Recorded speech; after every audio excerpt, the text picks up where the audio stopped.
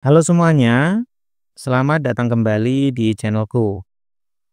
Nah, kawan-kawan, pada kesempatan ini saya akan coba berbagi informasi penting dari BGP langsung berkaitan dengan seleksi administrasi PPG tahun 2024 untuk guru tertentu.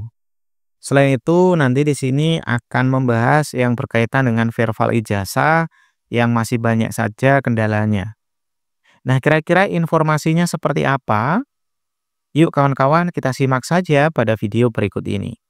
Nah, Sobat YouTube sekalian, apabila kalian itu guru yang sedang ikut seleksi administrasi PPG maupun sedang ikut P3K ya, kalian itu pasti nggak asing dengan namanya verval ijazah. Terlebih lagi kalau kalian itu ikut yang PPG tahun ini ya, nah, kalian akan ketemu nih namanya verval ijazah di SIM PKB. Nah, di SIM PKB gitu ya. Ketemu yang namanya verval ijazah. Nanti saat kalian masuk ke menu dari verval ijazah itu sendiri, kalian akan melihat berbagai macam kendala. Bahkan sebelum masuk di sini pun nanti kalian akan ngecek persyaratannya kalian itu warna merah gitu ya. Dan kemarin sudah banyak video yang membahas tentang hal itu dan ternyata sudah berhasil diatasi problemnya. Oke, sekarang terkait verval ijazah ini harusnya kan ketika kalian udah punya verval ijazah di info GTK, pas kalian cek nih ya, cek verval ijazah di sini, ini nih langsung muncul ya, muncul perguruan tingginya ini apa gitu. Program studinya ini apa. Tapi ketika dicek verval ijazah ternyata ini masih nihil, nggak ada yang muncul atau statusnya belum terverval kayak gini. Dan masih banyak kendala-kendala lainnya. Dan itu dijawab oleh BGP kawan-kawan. Nah, ini ada sedikit informasi penting dari BGP. Nah, kita coba lihat-lihat ya kawan-kawan ya. Nah, kurang lebih seperti ini kawan-kawan. Coba kita perhatikan teksnya dari awal sini. Dari sini ya. Tabik Bapak Ibu. Nah, izin meneruskan hasil meeting sore ini dengan BGP. Berarti memang ada meeting ya, ada pertemuan dengan BGP. Mohon disampaikan ke teman-teman guru di sekolah Bapak atau Ibu yang ingin mengikuti seleksi administrasi PPG. Yang pertama, untuk verval ijazah. Nah, ini khusus yang verval ijazah kawan-kawan. Terutama untuk alumni perguruan tinggi negeri, mohon cek dahulu datanya di PD Dikti. Nah, pertama-tama itu harus ngecek dulu di PD Dikti kawan-kawan. Khusus yang perguruan tinggi negeri ya. Kalau yang bukan negeri nanti mungkin ada hal lain. Kalau ada datanya di PD Dikti, disarankan verval ijazahnya itu menggunakan metode API. Nah, bukan menggunakan unggah berkas atau upload berkas ya. Nah, kawan-kawan ini pernah dijelasin kemarin ya, bahwa sebenarnya kita itu, oke lah, kita lanjut saja ya, nggak bisa muncul. Nah, kawan-kawan, verval itu kita tahu ada yang via API sama via berkas. Nah, tak taruh di bawah aja ya, biar bisa nulis ya. Jadi verval itu ada API, sama ada yang via upload berkas atau unggah berkas.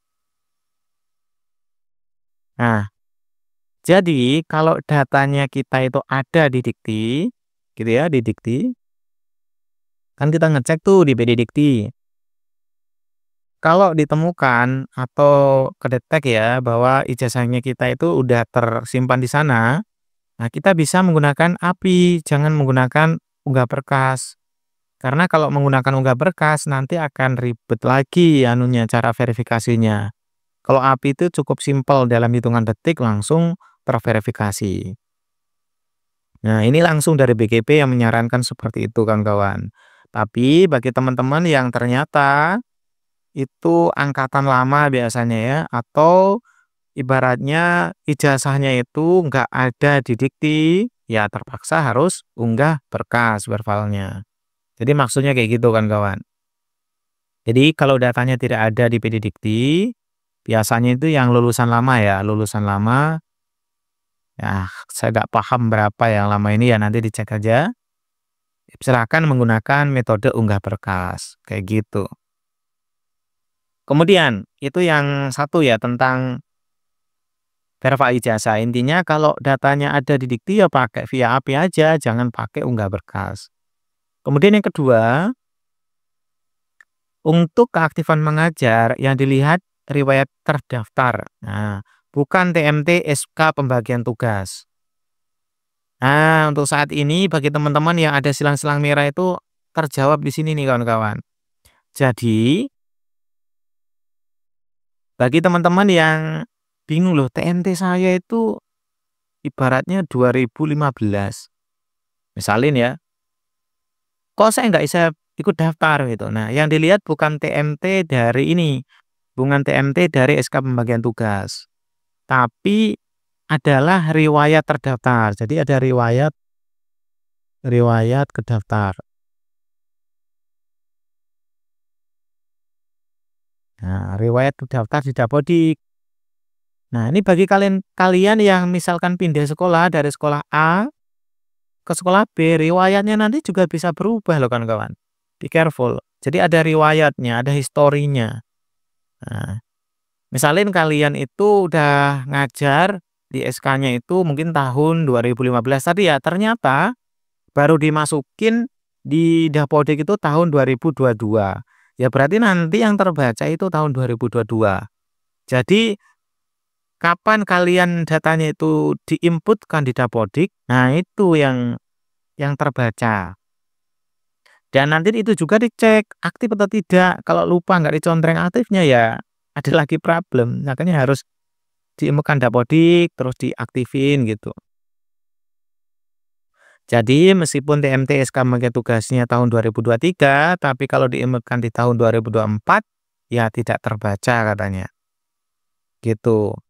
Begitu juga guru yang terdata di Dapodik tahun 2023 tapi tidak diinput beban ajarnya di Dapodik, itu juga terbaca, tidak terbaca juga. Jadi kalau beban mengajarnya tidak diinputkan ya nggak terbaca. Gitu ya, makanya cek beban mengajarnya diinputkan nggak. Nah, kan ada dilihat di riwayatnya ya, bisa dicek tuh. Jadi intinya dua hal itu yang pertama ya. Yang pertama tentang verbal, yang kedua tentang keaktifan mengajar.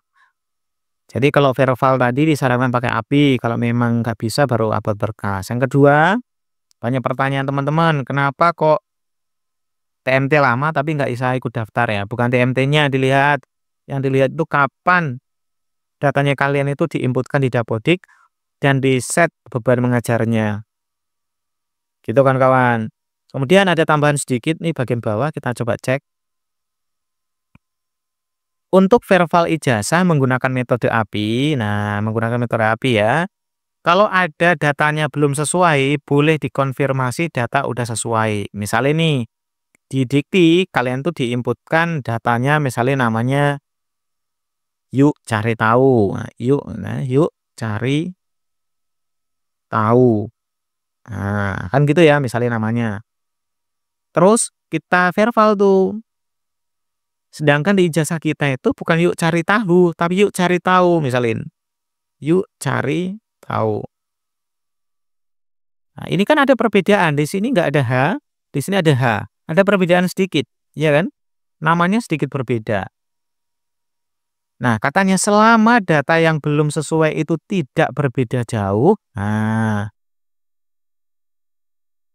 itu dikonfirmasi nggak apa-apa katanya kawan-kawan. Nah, seperti itu ya. Tapi kalau perbedaannya terlalu jauh ya jangan, harus diperbaiki. Contohnya nama di ijazahnya Ani, tiba-tiba yang muncul Joko. Nah, nggak boleh kawan-kawan, harus mirip ya. Tapi saya juga meskipun ada informasi kayak gini, saya menyarankan kalau seandainya itu waktunya masih lama ya segera diperbaiki saja, biar datanya itu benar-benar sinkron, benar-benar sesuai gitu. Terus ada lagi, kalau nama beda karena ada singkatan boleh dikonfirmasi sesuai. Kalau beda tanggal lahir atau belum muncul nik boleh dikonfirmasi juga, tapi wajib dilaporkan ke kampusnya di bagian pengelola BPDikti. Jadi kemarin yang banyak tanya nih, niknya warna merah atau nggak muncul, terus tanggal lahirnya juga belum sesuai, ternyata udah boleh dikonfirmasi kawan-kawan. Tapi ya tetap wajib lapor ke Dikti supaya diperbaharui gitu kan kawan ya.